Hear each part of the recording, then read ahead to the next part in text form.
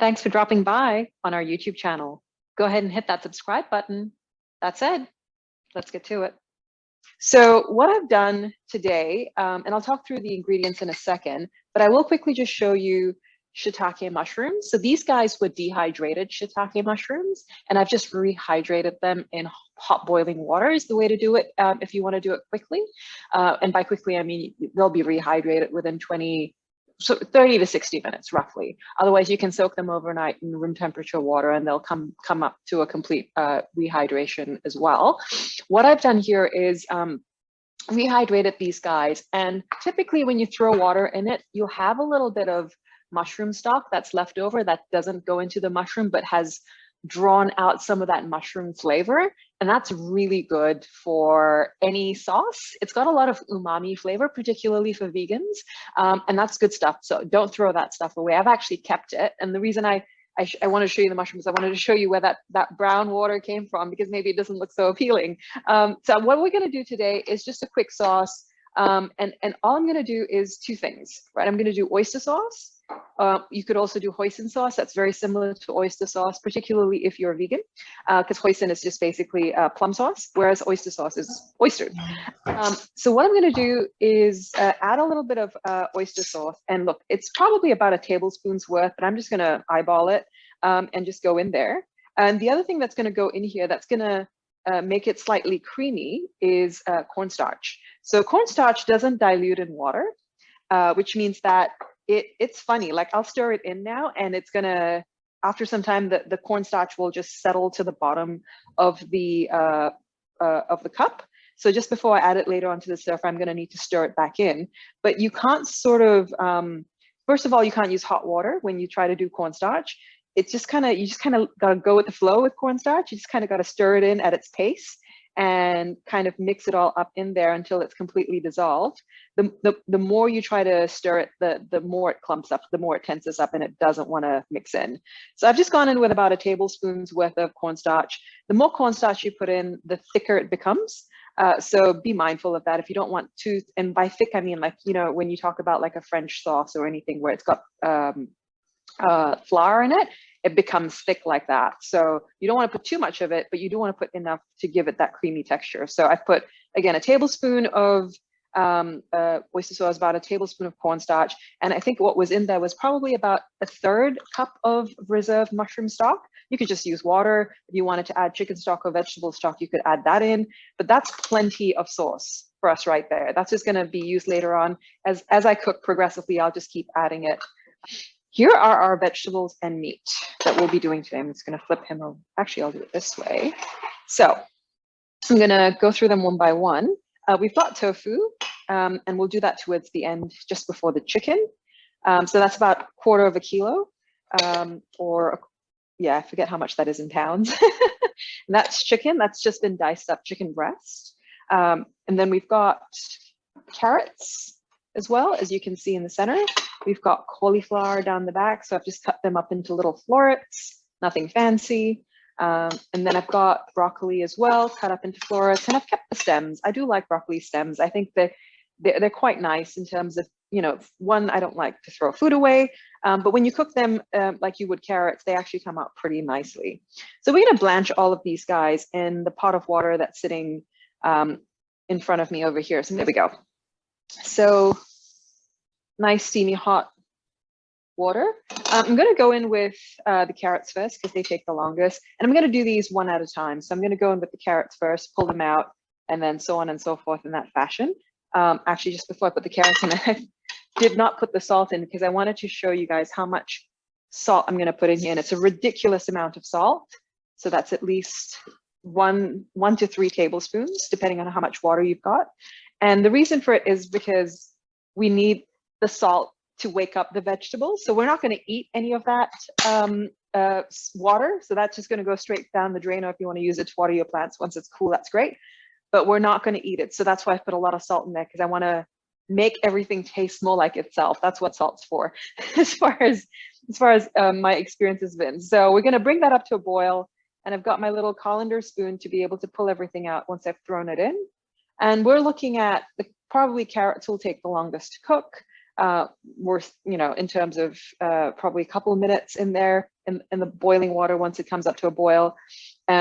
Things like broccoli and cauliflower, not going to take more than 60 seconds because otherwise it gets overcooked. We just basically want to parboil this stuff. We're not cooking it all the way through because we want to finish it off in the wok, but we just want to make sure that and you watch everything pretty much brighten up as I cook it, just because it's got salt in there and it's got a little bit of heat. So it just wakes up, and especially tofu. It's really good to do this with tofu because tofu is usually sitting in fermented water, which is good to keep the tofu fresh. But when it comes time to eat it, you do want to blanch it in hot water, just get rid of the smell and the fermented water, but then also the salt kind of really starts to make it taste good. So hopefully that makes sense. Now this has come to a boil, which just means it's ready for my carrots. So that's just going to go in. And I've cut these carrots pretty thin, so they're not going to take very long to cook. But if you cut them thicker, then you're probably going to need to leave them in there longer. So in they go. And we'll continue in that sort of industry or a factory line of blanching until we're done with all the ingredients. Kathy, now I know you tend to be really good with looking up recipes for stir fry. And I know you just mentioned that you've kind of just always done it sort of your way. Were there any recipes you wanted to share from any of the books in the library? Now these carrots are smelling like they're already, so all I did was wait for the aroma for the carrots to pop up, and that meant it was enough for me to start to take them out. Sorry, I didn't mean to interrupt you there. No, as soon as you start to smell them, and if you're not sure, basically just try taking a bite into them.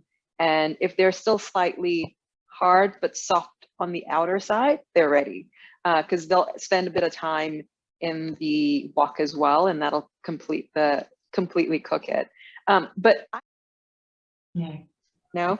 Yeah, so I'm just going in with some cauliflower there. But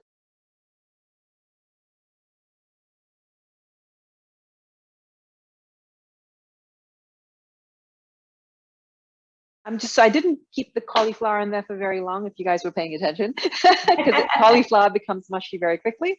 And you'll watch me now put this in for even lesser amount of time. But watch this broccoli now and how dull it looks. Might actually keep one broccoli out just to show you the difference. But these guys are going to brighten up really quickly. But yes, gailan is Chinese broccoli, which is different from pak choy, which looks like gailan.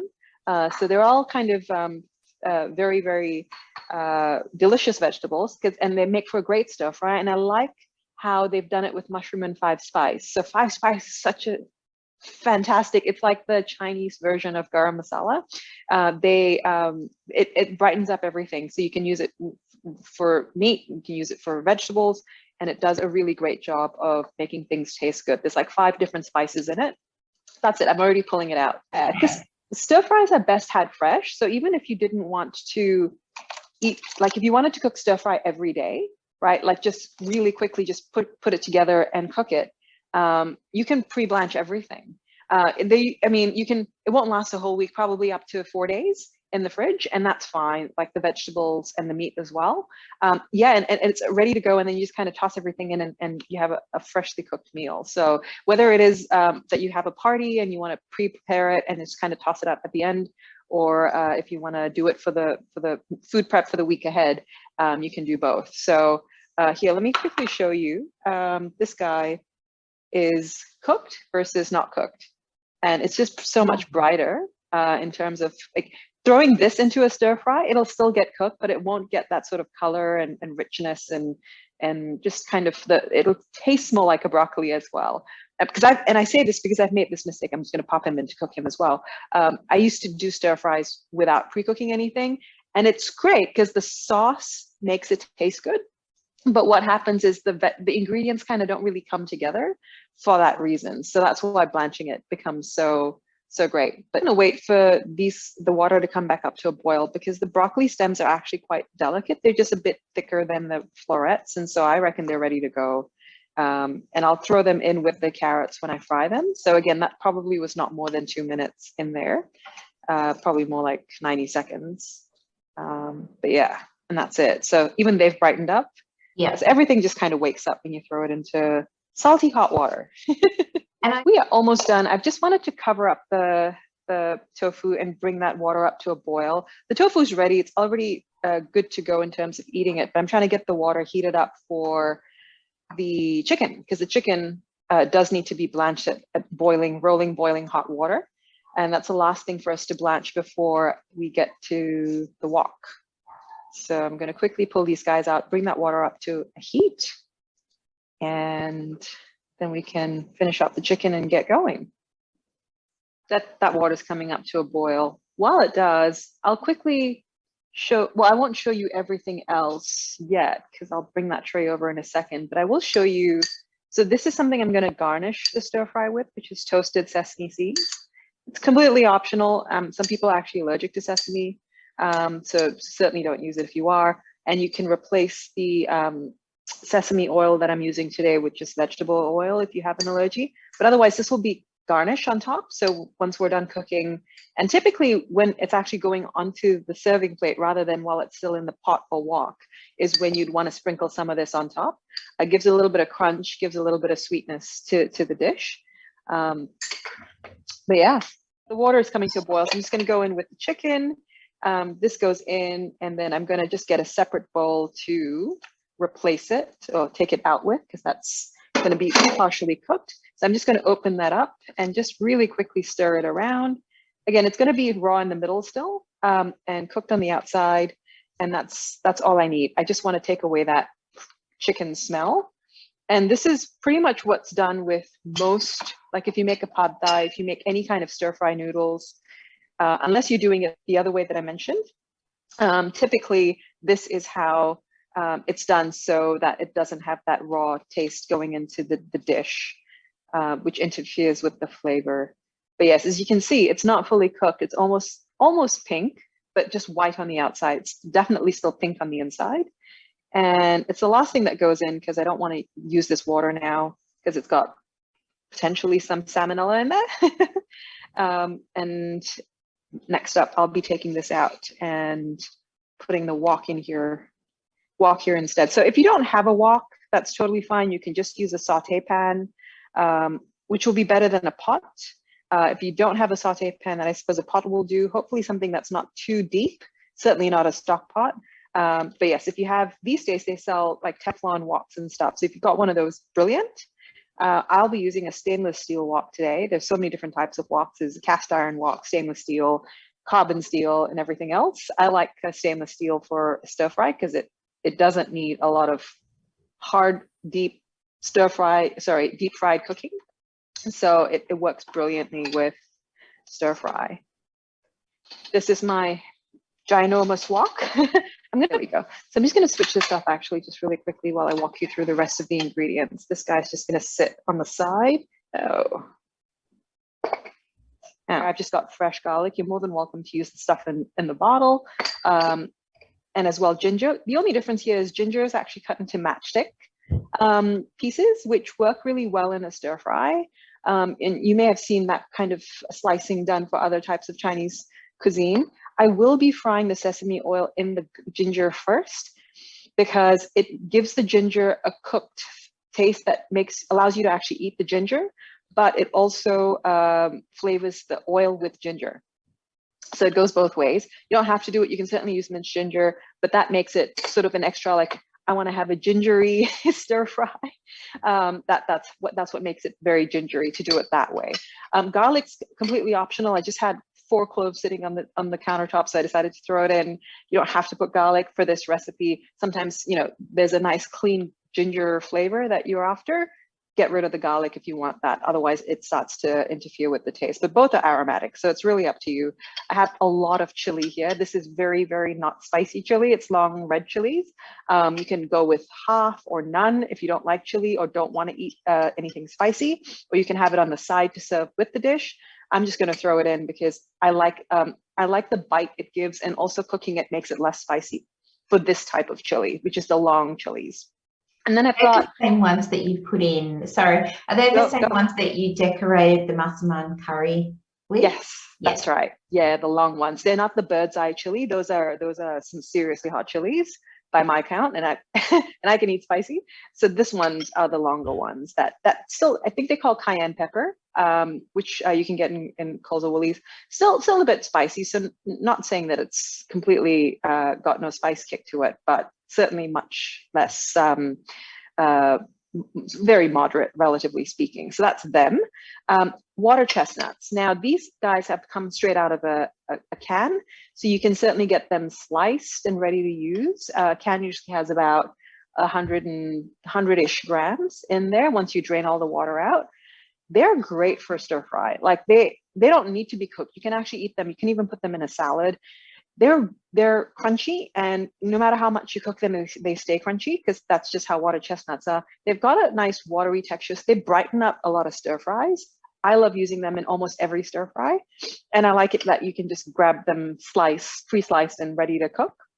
So you can definitely think about adding that. It's got no distinct flavor to it as well, so it kind of just adds another level of texture to the stir fry. So you have your chewy chicken or tofu, and then your crunchy vegetables.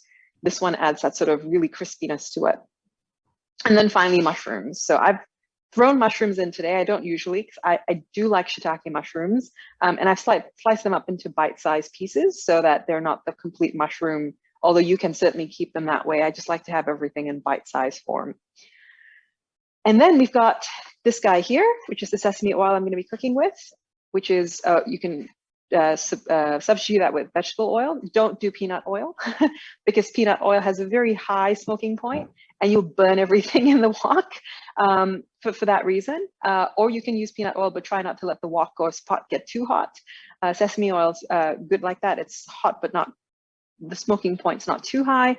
And then we've got Chinese cooking wine, which I mentioned before. If you wanted to use chicken raw and cook it raw, you'd add that and salt and Chinese rice wine to marinate to cook separately with cornstarch. I'm also going to throw some white pepper in, but I'll do that from my grinder.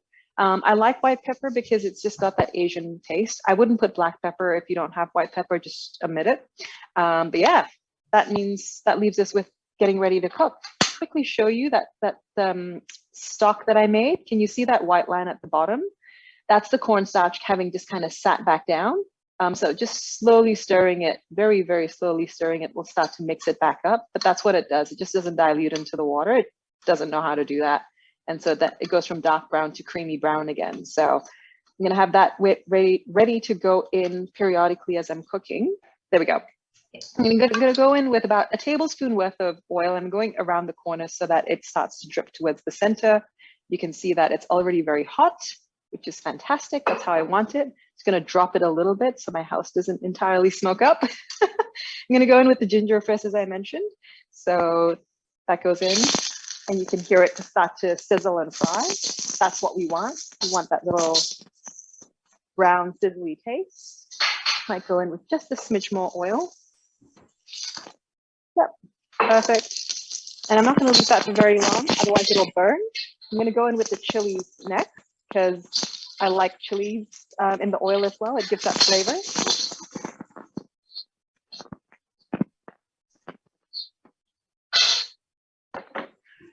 I should have said this is going to happen very fast in all of 5 minutes. I'm going to go next in with the chicken, not the garlic, because the garlic will burn. I've actually dropped it to medium now because I didn't want to burn the ginger, and I've kept it at medium because it seems to be hot enough. And that seems to be good in terms of it continuing to cook the chicken. And you'll see that the chicken has these little brown bits on it now because it's searing in the wok, and that's what I want. I'm going to go in now with a tablespoon of Chinese rice wine. I'm just eyeballing this, but about a tablespoon just to deglaze it.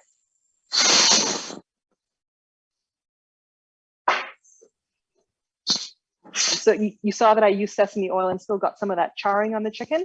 That's what we're looking for. So if you are able to do that with peanut oil and just manage the heat, then that should be fine. Yeah, go in with the garlic now. And you'll notice that I didn't fry it up at the start because I've minced it really fine. And if I go in, it'll just burn. And burnt garlic is very bitter. We don't want bitterness in our stir fry. So I'd rather saute it with the chicken and the Chinese rice wine. So that's pretty much ready for me to add the next sort of tough vegetable, a hard vegetable, which for me is going to be the broccoli sticks and the carrots. So I just want to give that garlic 30 seconds. And then I'm going to throw in, yeah, that's good. I'm going to go in with the vegetables. So that chicken's cooked all the way through now, with all the heat that's sort of in there. And it's just going to be a matter of adding all the vegetables now. And I'm just looking at the fire because I'm not used to cooking in this portable stove. The heat's not as hot. So I'm going to give that a couple of minutes to just heat, and then I'll stir it. The only things I have left to go in are the water chestnuts, which don't need to be cooked, so that can be added towards the end. The mushrooms, that probably needs to go in before anything else. And then you've got sitting on the side here, you can't see it, is the broccoli, the cauliflower, and the tofu. Again, all already cooked, just needs to be added in.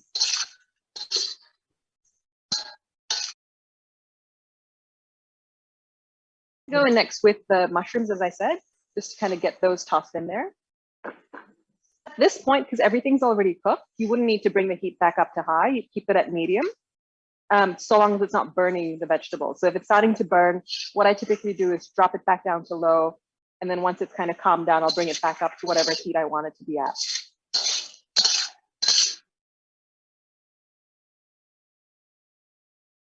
All right, so I'm going to go in with the cauliflower. The only two things I have left are I'll just pop them up here so you can see them.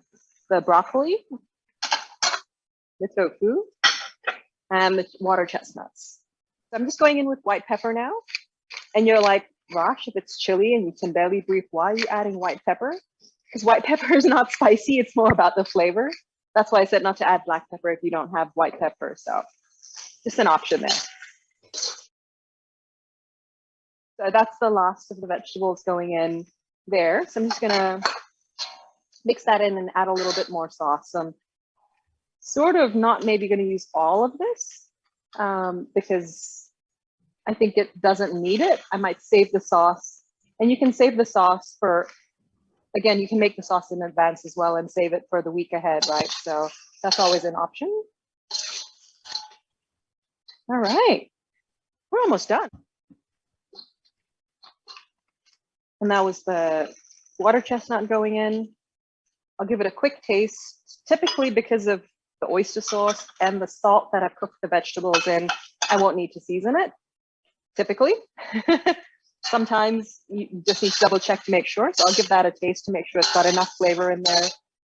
And this salt, like, hopefully I can get to the bottom, but this stir fry is not very soupy. Yep, so let me just tip it over. There's no soup in there. So I have about yay much more sauce. If I wanted to make it a sort of a saucy stir fry, I could now add that. I will, just to make sure I get everything coated, because I want the broccoli florets to absorb. So you know how when you bite into a broccoli floret and it's got this juiciness in it? That's what I'm going for right now. I'm hoping it all gets absorbed in there. So you guys saw me add that sauce. Let's see now if there's any sauce at the bottom. I don't think there is. Yeah, it all got absorbed into the stir fry. So I think that was just like one drop that started to come out at the very end. Yeah, so that's great. So it's a nice stir fry. It's not a soupy, slushy stir fry. Otherwise, I would put less sauce in there if it was starting to get slurry, because that's not a good stir fry, I think. Some people like it, but typically a good stir fry is the sauce is sticking to all the food and it tastes great. But yeah, that's it. It's ready to go. I'm just going to quickly taste to make sure that the flavors are good. And probably the thing that takes the longest to cook is the carrots and the chicken. So I'm going to just quickly try one piece and make sure that it's cooked all the way through, which I think it is from having pierced it. But that's really good. That's really, really good. I could add a little bit more salt, but I'm not going to. Because it probably could use a bit of salt, but I don't like things too salty. At this point, if you wanted to add salt after tasting it, you could always do soy sauce. But the soy sauce kind of adds not just saltiness, it adds a little bit more flavor than that. But yes, I think it's great. And I'm just leaving it in the wok now, as you can see, because it's smoking up, because I want to give it a bit of charring. You don't have to do this, but I like it because it gives it a little bit more flavor to the outer layers of the vegetables and the meat. But other than that, it's ready to go. So I'm going to start plating. I'm going to move these guys away. Yep. So I've got my yellow noodles, which is this is just thin egg noodles, and some chili with a little bit of soy sauce to go with it. And we would just typically take a little bit of the stir fry and serve it up on a plate. And we would do a little bit of sesame seed, the toasted one that I showed you earlier, sprinkled on top, and it'll be ready to serve. So I just taken that up, put that there. Hopefully you can see that. And a little chili, and just go in with a little bit of sesame seed on top. You can even do that on the noodles a little bit if you like, but and if the noodles are either taste bland, you can always throw a bit of soy sauce in there, and I like a little bit of white pepper on top too. That just makes it yum. And there you go, simple stir fry. Thanks for watching, and stay tuned for more culinary content coming your way.